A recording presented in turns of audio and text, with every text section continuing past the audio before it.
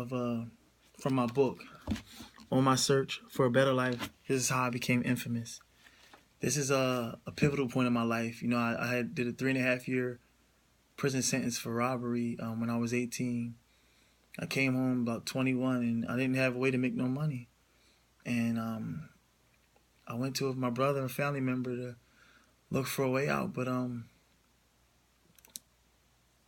this was probably one of the lowest points in my life, you know. I was down on my luck. I was down on my self-respect, my dignity, and, you know, and being in prison all them years, it definitely, you know, wasn't easy on my confidence. So in this chapter, it's chapter 10 in my book called Soul for Sale, because that's exactly what I did. And that situation was done over, that choice was made over a decade ago, 12 years ago actually, and it still plagues my life. All over the internet, everything. So here it goes. Chapter 10. Soul for Sale.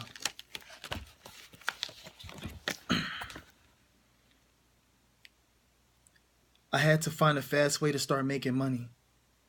So I began brainstorming. After doing 3.5 years in prison, I damn sure wasn't about to try to risk going back again. So I called my twin brother and asked him for ideas. At the time, he was a model and knew a lot of people in the industry. He got me a 2-day gig working for a famous radio DJ at his annual car show. I took pictures and met a lot of celebrities. Everyone from the most current rappers and singers were there. He then got me 2 more modeling gigs with him. Our first was at the annual G-Mad Fashion Runway show in New York. As twin models, we killed the runway floor like we owned that bitch. Our second gig was a VIP video appearance at the 100th episode anniversary of 106 & Park. I met at least 20 celebrities that day, no exaggeration. But even with all the glamour, it looked good to the public, but the pay was bullshit. So I asked him to put me on to something more official because I wasn't trying to do something dumb to risk going back to prison. So one day he called my phone and said, "Listen, I got us an official nude modeling gig that's paying $1,000, but we both got to show up." $1,000 was music to my ears, especially when I had a feisty girlfriend constantly bitching about how broke I was. So I asked him, "So all we got to do is get naked at this photo shoot and they'll pay us a stack apiece?" He said, "Yup." So I said, "Tell them I'm in. Tell them I'm in." About a week later, we were on a book flight down south to Atlanta.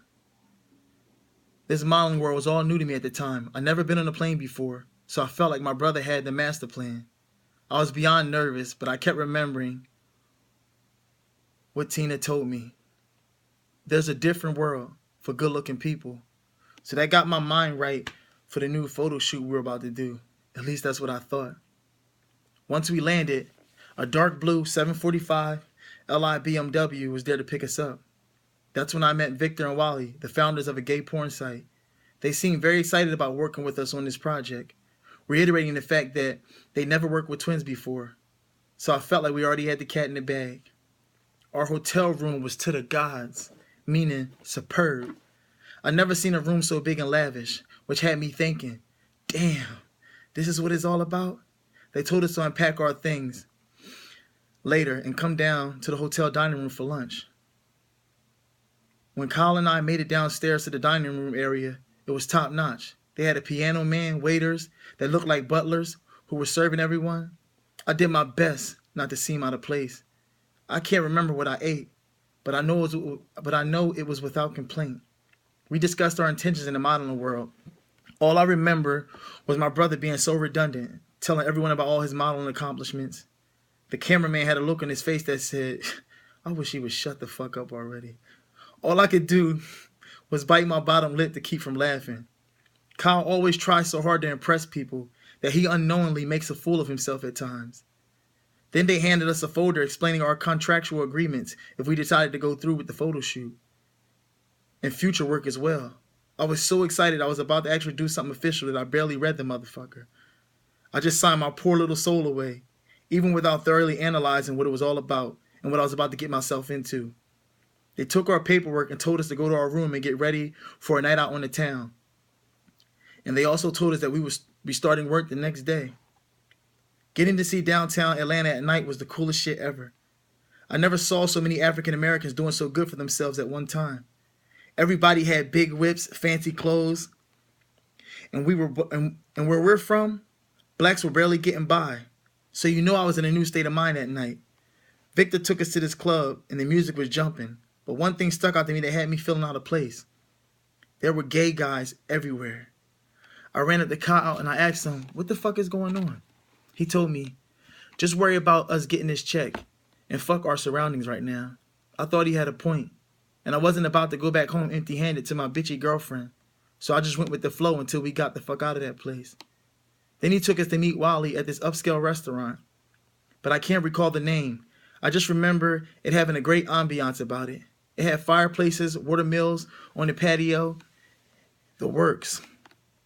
And when I looked around and realized we were surrounded by a bunch of rich people, I felt like that little red-haired girl in the movie Annie, when she got adopted by that rich guy with the huge mansion. I was stuck, but I played the part. I tried to be a pro and act like I did it before. We ate some dishes I never heard of before. And even though Tina introduced me to wine drinking, I never knew there was such a thing as dessert wine. But I tried it anyway that night. Meanwhile, Kyle was back on his self-absorbed rambling mission. I just wanted to go back to our room and get some sleep, so I'd be energized for the task ahead. But during dinner, I couldn't help but notice how Victor and Wally were overly friendly with each other, borderline suspect. But I figured all the people down south acted that way. When we got back to our room, our bed was so big that I could have laid in any direction and still not met its edge. And it was full of pillows, so I slept like a king that night. Once morning arrived, Kyle seemed to have shit figured out about our assignment, while I remained clueless. Even though Victor and Wally showed up to our room with a shitload of cameras and equipment, he seemed to know what was going on. Victor had a huge MAC makeup kit and some body oil, I guess for the camera. Then out of nowhere, another young black dude came into our hotel suite. I looked at Kyle like, what the fuck is going on? He said Victor and Wally can use the bathroom. No, I asked Victor and Wally, can we use the bathroom before we got started? They told us, okay. So we went into the bathroom, and Kyle had this dumbass look on his face. He said, "Tion, they wanted to do a scene with that guy who just walked into the room." I said, "What the fuck you mean, a scene? I thought this was a new photo shoot." He said, "It is, but we got to do a scene too." I told him, "Fuck that. Let's pack our shit and tell these freaks to take us to the airport."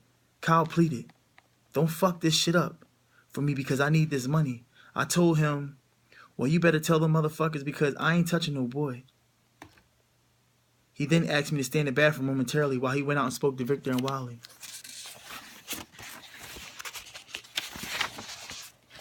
When he came back into the bathroom, he said, "Okay, I got to straighten out." And I said, he said, all they wanted some still shots and a masturbation scene with me and you. And I'll do the scene with the boy. I still wasn't feeling the masturbation part, but he reiterated, "I need this money, Tion." So I said, "Let's get this freak shit over with so we can go home." I could remember feeling pissed off at Kyle because I believe that he knew exactly what was going down even before we boarded that plane. But I sucked it up and walked out of the bathroom. Victor asked me was I okay, and I told him yeah. He then asked me to sit down so he could put my makeup on for the camera. Once my makeup was finished, Kyle and the boy followed suit. While they were getting their makeup done, Victor gave me a blue Viagra pill and said, "Here, you're going to need it." So I chewed it and drank it with some water quickly. It tasted like shit, but fuck it. I told Victor I didn't feel comfortable getting naked while the boy was present. So they asked him to go in the back room until it was his turn to work. Kyle and I put on matching outfits and bracelets and took some still photos out on the balcony. All I could remember was that my eyes kept burning from all the makeup and the heat from the sun. But the shots still were kind of fun. Then we went back inside, and that's when they asked us to get naked. I felt a little awkward at first, but I figured we were halfway done, so what the hell. They had us stand to take a few more stills before going on with the assignment. They constantly reassured me that they were and our contract wouldn't be violated once the work is released. So I looked at it just like me putting another skeleton in my closet. He then had Wally come in with a large camcorder and a microphone attached to it. He left the room while Wally took over the second scene. He asked us to start jerking our dicks and act like it was enjoyable. I subtly gave Kyle a look that said, "If you ever tell anyone about this shit, I swear I'll kill you." It took every muscle in his face to keep him from laughing. Then Wally said, "I want you guys to moan and look at each other while you're doing it." I had to take my mind to another place just to keep my heart on. Not to mention I was starting to get a headache from the Viagra pill Victor gave me earlier. But then Wally asked us to lean back and climax on our stomachs. So I closed my eyes and had to think of every killer fuck session I ever had just to get through with it. Which is easy because the girl I was with turned me on like a light switch. Just envisioning her sexy moaning face had me ejaculating like it was really going down.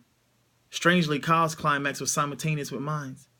And all I remember Wally saying was, "That was an awesome performance, guys." But then it was time for Kyle to close the deal by going in the back room with that dude. Victor came back into the hotel room and started giving me a eulogy while Kyle did the deed with the unknown boy. He kept lecturing me on my future and furthering my education. All he kept saying was, having an education is the most important thing in life. Little did he know, I was fresh out of prison, so education was the furthest thing from my mind. Then out of nowhere, Kyle came barging out of the room in full Shanae mode screaming, oh my God, he got a scab on his dick. He got a fucking scab on his dick. All I could do was break out laughing. It was so funny even Victor had to laugh. Then he said, your brother is so prima donna. That put extra giggles in my stomach. But anyway, it took my mind off the degrading shit that I just did already, momentarily. When it was all said and done, we were only paid $750 apiece. The following morning, we were dropped off at the airport. And I remember feeling my pride just being obliterated. I had a girlfriend at home thinking I was on an official modeling assignment. She was just so proud of me. But inside, I knew I had to go home and look her in her face and pretend that I just did something spectacular, when in reality, it was the worst shit I ever had to stomach in my life. But I figured at least I didn't come home back empty-handed, so I suppressed my discomfort. It had me questioning my sexuality. I just jerked off in front of my brother and a cameraman that I clearly knew was gay. So I was in my stress bag heavy. But once I brought home some bacon, Tina put that I miss you sex on me, so it quickly went away. I just remember how proud she was, telling her friends all about what I just did in the modeling photo shoot trip. But inside, I truly felt like a pile of shit. Every time she talked about it, I forced a phony smile on my face.